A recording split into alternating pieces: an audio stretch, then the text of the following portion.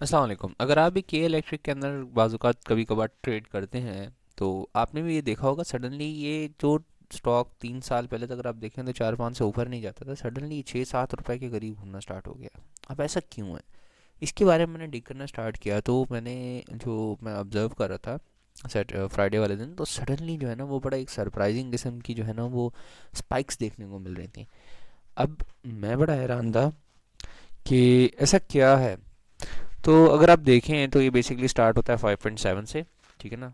5.7 से इसकी opening trade start होती है और उसके बाद ये जंप करके चला जाता है 6.2 पे, ठीक है ना। जुम्मे के ब्रेक के बाद अब होता क्या है कि बेसिकली इसकी एक न्यूज़ आती है जो कि मेरे ब्रोकर ही मुझे से शेयर करता है, जो कि न्यूज़ मेरी समझ में नहीं आती उसने बोला क्या है, बट सम हाउ हम भी कुछ स्टॉक खरीद के रख लेते हैं।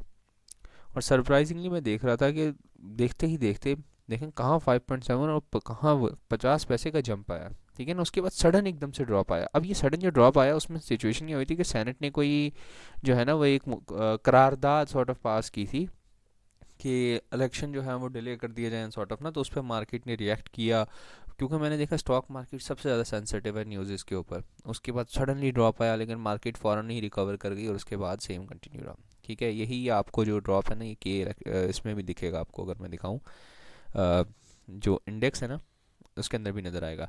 अब के इलेक्ट्रिक को लेना चाहिए या नहीं, इसकी जो न्यूज़ हैं वो क्या है, मैंने इसके बारे में थोड़ा डिगिंग किया तो मैं वो आपसे ज़रूर शेयर करना चाहूँगा, ठीक है ना।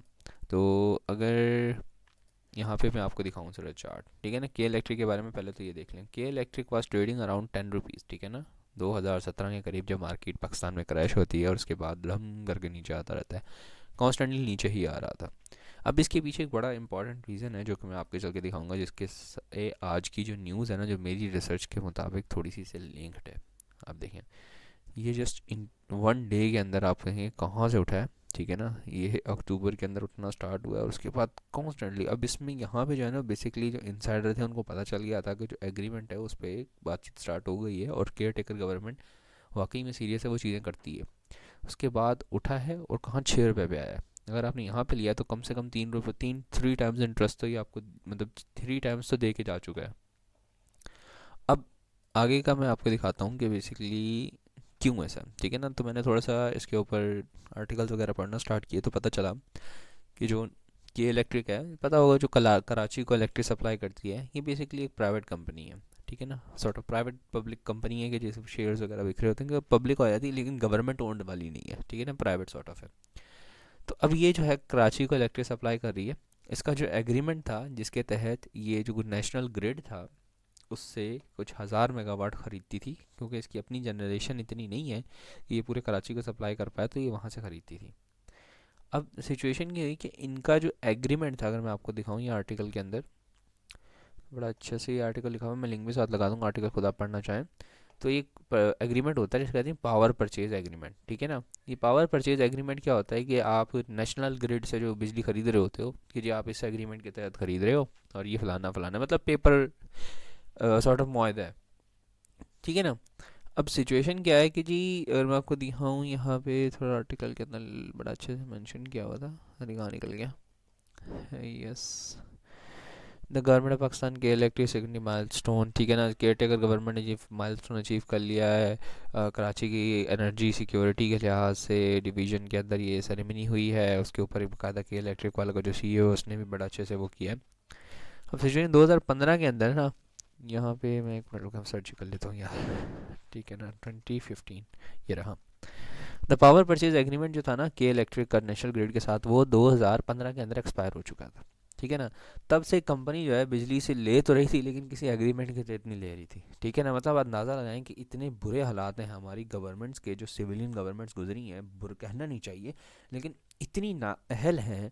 2015 से एक एग्रीमेंट ख़त्म हुआ हुआ है, कम से कम उसको रिन्यू तो कर दो, ठीक है। अगर रिन्यू नहीं कर सकते एंड चेंज करना है, जो भी करना है करके जाओ। ये क्या मतलब है, आज 2015 और 2023 24 स्टार्ट हो गया, 9 साल तक कंपनी बगैर किसी एग्रीमेंट पे परचेजिंग कर रही है, ठीक है ना।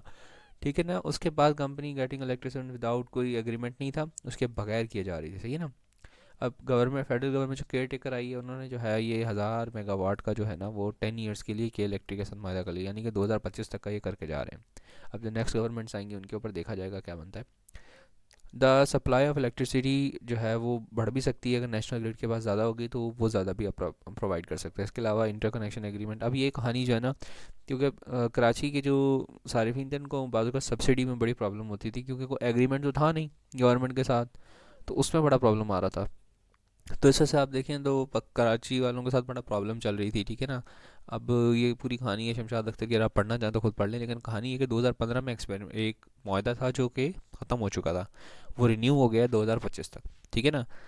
अब इसके के इलेक्ट्रिक ने कितना बेहतरीन रिस्पांस किया है, अगर आप दिखाएं जब 1 डे के चार्ट के ऊपर, तो सिर्फ 50% जो है वो मार्केट जब डिप जा रही थी तब भी जो है वो उठ रहा था। अगर हम यही इसके एडवांस चार्टिंग में चले जाते हैं और आपको मैं दिखाऊं 2017 के ऊपर जब ये मार्केट क्रैश की थी, तो ये 10 रुपये के करीब बैठा हुआ था, इस वक्त ये 6 रुपये पे है, ठीक है ना। अगर आप इन्फ्लेशन एडजस्ट मारें तो ये अच्छा खासा ऊपर जाता है, ठीक है ना।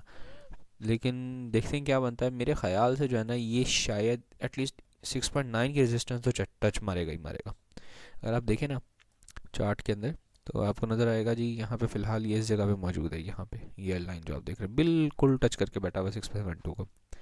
एंड मोस्ट लाइकली ये कल जो फ्राइडे की ट्रेड्स हो रही थी उसमें ये 6.23 तक गया है ये, ठीक है ना। अगर अच्छे तरीके से कोई कर जाए तो ये मोस्ट लाइकली जो है ना हिट मारेगा, यहाँ तक तो एटलीस्ट जाना चाहिए इसको, 6.9 तक विदाउट रेजिस्टेंस जाएगा इंशाल्लाह। देखते हैं मंडे को जब मार्केट खुलेगी तो के इलेक्ट्रिक के साथ क्या होता है, लेकिन आपको भी अंदाज़ा हो गया, क्योंकि मैं भी कोई एक्सपर्ट हूँ नहीं, तो बड़ी मुश्किल से सर्च करके निकालेंगे है क्या, कहानी क्या है कि के इलेक्ट्रिक कहाँ 1.5 रुपये पे घूम रहा होता था, कहाँ 6 रुपये पे चला गया, कहानी क्या है। तो अब जाके कहानी समझ में आई है कि ये है, ठीक है। अगर कोई एक्स्ट्रा पॉइंट है जो आप ऐड करना चाहते हैं, जो कि मैंने बाद में बातों में मिस कर दिया हो, तो प्लीज़ ऐड कर दीजिएगा।